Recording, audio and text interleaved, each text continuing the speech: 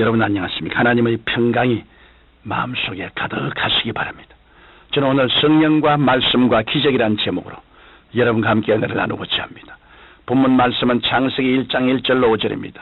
태초에 하나님이 천지를 창조하시니라. 땅이 혼돈하고 공허하며 흑암이 깊음 위에 있고 하나님의 신은 수면에 운행하시니라. 하나님이 가라사대 빛이 있으라 하심에 빛이 있었고 그 빛이 하나님의 보시기에 좋았더라. 하나님께서 천지를 지으신 일을 성경에서 읽어보면 무에서 유를 창조하신 영원한 법칙을 깨달을 수 있습니다. 땅이 혼돈하고 공허하며 흑암이 깊음 위에 있었습니다. 이는 인간적인 생각으로 보면 절대로 쉽게 질서가 잡힐 상황이 아닙니다.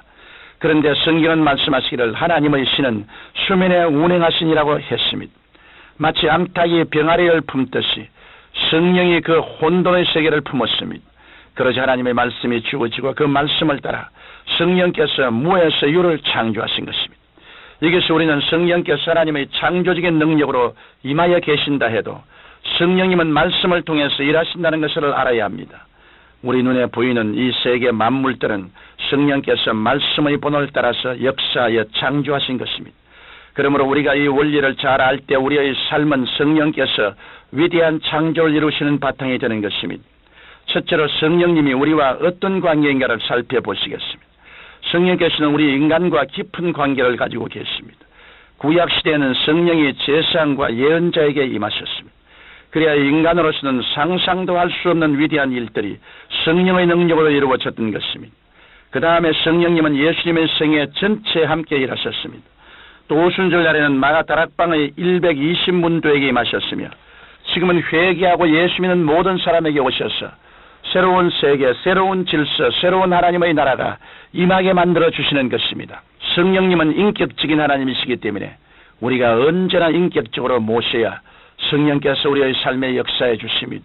우리가 성령님을 무시하거나 멸시하면 성령님은 슬퍼하시는 것입니다. 성령님이 슬퍼하시면 성령님의 역사는 소멸되고 하나님의 창조적인 역사는 나타나지 않습니다. 이러므로 우리는 매일 성령님을 인정하고 환영하고 모셔드리고 의지하는 삶을 살아야 하는 것입니다. 신앙생활이라는 것은 하나님의 성령님이 오셔서 우리를 지배하시고 우리의 중심을 붙잡아 주시고 우리를 이끌어 주시는 것입니다. 그러므로 성령님으로 말미암지 않고 예수님을 주라고 할 수 없고 참된 기도, 참된 찬송, 참된 예배를 드릴 수도 없는 것입니다. 이러기 때문에 성령님 없는 사람은 형식적인 신자이지 참된 신자는 아닙니다. 성령님 없는 교회는 형식적인 교회일 뿐 하늘나라는 임하여 있지 않습니다. 이러므로 성령님께서 우리 안에 계시느냐 안 계시느냐 하는 것은 우리에게 절대적으로 중요한 문제인 것입니다. 두 번째로 우리는 성령님과 말씀의 관계를 확실히 알아야 하겠습니다. 성령님과 말씀은 창조적인 동력자이십니다. 예수님의 사역을 보십시오. 요한복음 1장 1절에 태초에 말씀이 계시니라. 이 말씀이 하나님과 함께 계셨으니 이 말씀은 곧 하나님이시니라고 말씀하시는데 말씀이 육신이 되어 우리 가운데 임하신 분이 바로 예수님이신 것입니다. 그러나 말씀하신 예수님은 삼위일체 하나님이심에도 불구하고 30세쯤 되셔서 요단강에서 세례받으시기 전까지는 아무런 공적인 활동을 안 하셨습니다. 그러나 예수님께서 물에서 올라오실 때 성령께서 비둘기같이 하늘로서 임하여 그 위에 머무시면서 메시아로서의 공적인 사역의 말씀을 시작하셨습니다. 그리고 성령께서는 그 말씀을 따라 역사하시자 귀신이 쫓겨나가고 중풍병자를 고치고 죽은 자를 살리시는 수많은 기적을 행하셨던 것입니다. 예수님의 제자들도 말씀과 성령이 충만할 때 창조적인 역사를 일으켰습니다. 제자들은 예수님의 가르침을 3년 반 동안 배웠기 때문에 말씀으로 충만했지만 오순절 날에 이르기 전까지는 아무 능력도 행하지 못했습니다. 그러나 오순절 날이 이르자 성령님이 임하시자 제자들은 권능을 받게 되었습니다.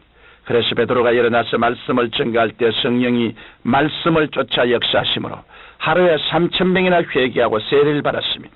또 베드로와 요한이 성전에 기도하러 올라가다가 성전 미문가에 앉아 구구라는 안진뱅이를 보고 은과 금은 내게 없거니와 내게 있는 것으로 내게 주느니 곧 나사렛 예수 그리스도 이름으로 걸으라고 손을 잡아 일으키니 그들에게 임하여 계시던 성령께서 그 말씀을 따라 역사하심으로 안진뱅이가 뛰어서서 걸으며 하나님을 찬양했습니다.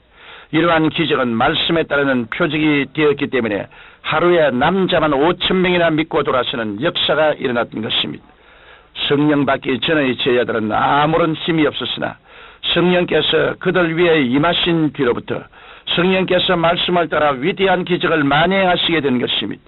그러므로 우리가 이 말씀과 성령님의 관계를 깊이 깨달으면 동일하게 우리의 삶 속에도 참으로 위대한 역사가 일어나게 되는 것입니다.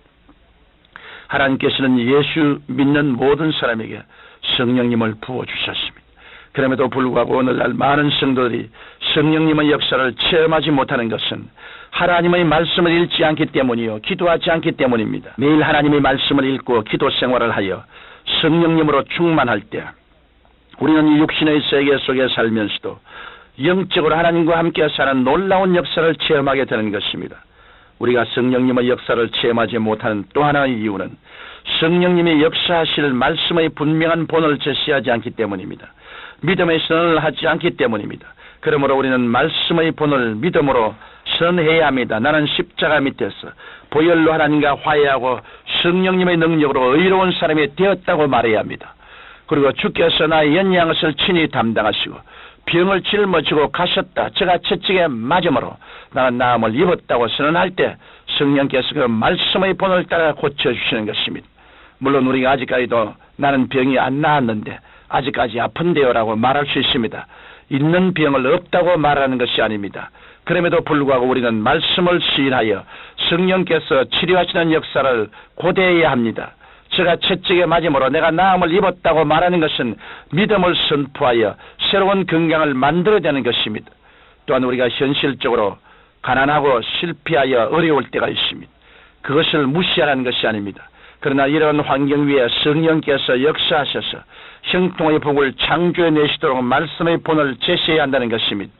우리가 입술로 성령께서 역사하실 수 있도록 하나님의 말씀을 분명히 고백하는 것은 대단히 중요한 일인 것입니다. 예수님께서는 우리가 무엇이든지 땅에서 매면 하늘에서도 매일 것이요 땅에서 풀면 하늘에서도 풀린다고 하시는데 이 매고 푸는 일은 먼저 우리의 입술의 고백에 달려있는 것입니다. 사랑하는 성도 여러분, 우리는 성령님의 능력을 의지하여 끊임없이 긍정적이고 창조적이고 생산적인 입술의 고백을 해야만 합니다. 여러분이 분명하고 단호하며 타협이 없는 신앙 고백을 하셔야 성령께서 천지를 창조하신 때와 같이 혼돈하고 공허하며 흑암이 있는 곳에 새 질서를 만들어내시고 생명을 만들어내시고 부요를 만들어내셔서 그 영광을 나타내시는 것입니다. 거룩하신 하나님 우리 아버지요, 말씀과 성령으로 충만하게 하여 주시옵소서. 믿음의 담대한 신앙 선언을 하게 도와주시옵소서. 그리고 하나님과 함께 위대한 창조적인 역사를 만들어내게 도와주시옵소서. 예수님 이름으로 기도합니다. 아멘.